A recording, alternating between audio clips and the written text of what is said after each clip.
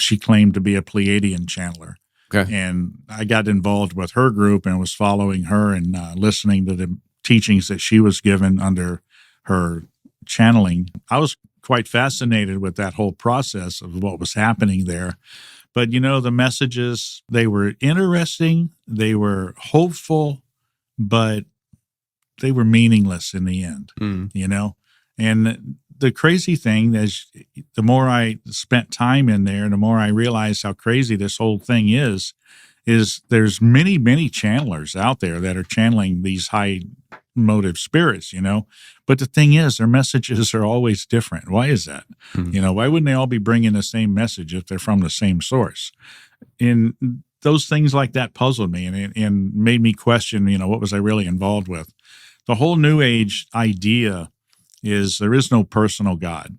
He's a force. It's a force. And they believe that we are all have that force in us because of being created by this force. Their idea is we're all part of God because we have the God in spirit in us, that we too are gods.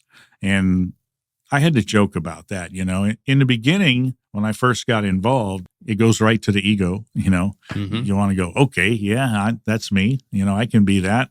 But as I spent more and more time in there, I thought, you know what, that person, I wouldn't follow them if they were God, And I had to start looking at myself the same way, would I follow myself if I didn't know myself and I claimed to be God? And I thought, heck no, But then I realized that that's what this whole thing is based on.